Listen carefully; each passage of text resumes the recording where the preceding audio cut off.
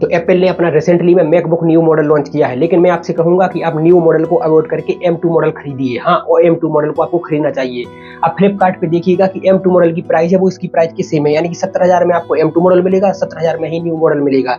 तो आपको क्यों M2 मॉडल खरीदना चाहिए मैं आपको इस वीडियो में बताऊंगा। सबसे पहली बात, यहाँ पर आपको न्यू मॉडल में A18 प्रो चिप देखने को मिलती है, यहाँ पर M2 चिप देखने को मिलती है। एप्पल इंटेलिजेंस दोनों में ही सेम है, लेकिन CPU के कोर वो यहाँ पर न्यू मॉडल में 6 है, यहाँ पर 8 है, और यहाँ पर 5 कोर GPU है न्यू मॉडल में, और यहाँ पर 8 कोर GPU है M2 मॉडल में। यानी कि CPU और GPU के मामले में भी M2 काफी अच्छा है। यहाँ पर 8 कोर CPU और GPU देखने को मिलती है। रैम यहाँ पर सिर्फ आपको 8 GB रैम, यहाँ पर आपको 16 GB रैम मिलती है, यानी कि रैम ज्यादा है। यहाँ पर स्टोरेज दोनों में सेम है, इसको आप अपग्रेड कर सकते हो, लेकिन आपको M2 मॉडल में जो इसकी प्राइस है वो सेम है। 17,000 में आपको 256 दोनों में ही देखने को मिलती है। लेकिन ध्यान देना, यहाँ पर इसकी जो रैम की स्पीड है वो ज्यादा होगी न्यू मॉडल से, और इसकी जो SSD की स्पीड है वो भी ज्यादा होगी न्यू मॉडल से। बैटरी लाइफ के मामले में भी आपको जो M2 मॉडल है वो काफी अच्छा है। यहाँ पर दो आवर्स का बैटरी लाइफ ज्यादा देखने को मिलता है। टच ID आपको यहाँ पर 17,000 में मिल जाएगी, लेकिन आपको न्यू मॉडल में अगर टच ID चाहिए तो आपको 10,000 रुपए एक्स्ट्रा खर्च करने पड़ेंगे। तो यहाँ पर भी M2 मॉडल जीतता है। इसके बाद आपको कैमरा दोनों में सेम देखने को मिलेगा। इसके बाद ऑडियो में भी यहाँ पर आपको 2 स्पीकर ज्यादा देखने को मिलते हैं M2 मॉडल में, और माइक में यहाँ पर आपको M2 मॉडल में एक माइक ज्यादा देखने को मिलता है। आप देखिएगा 3 यहाँ पर डुअल माइक्रो है। इसके बाद इसका जो 3.5 mm हेडफोन जैक है वो भी सपोर्ट करता है हाई इंपीडेंस हेडफोन को, ये भी काफी अच्छी बात है M2 मॉडल के लिए।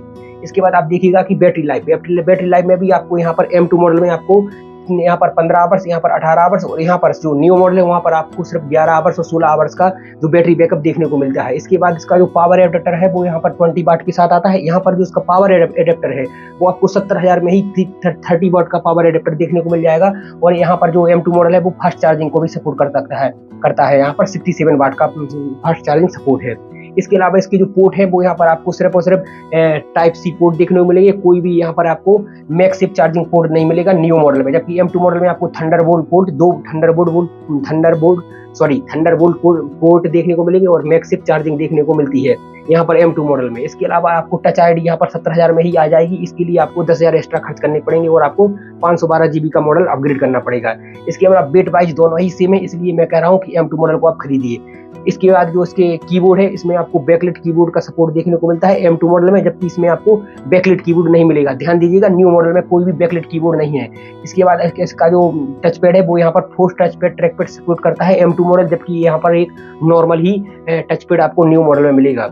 इसके बाद वायरलेस की बात करें तो इसमें है थोड़ी एक अच्छी बात जो न्यू मॉडल में है। इसका जो ब्लूटूथ का वर्जन है वो अपग्रेडेड है, 6 वर्जन है, यहाँ पर 5.3 वर्जन है। इसके अलावा इसकी जो डिस्प्ले है वो मैकबुक एयर M2 की काफी अच्छी डिस्प्ले है।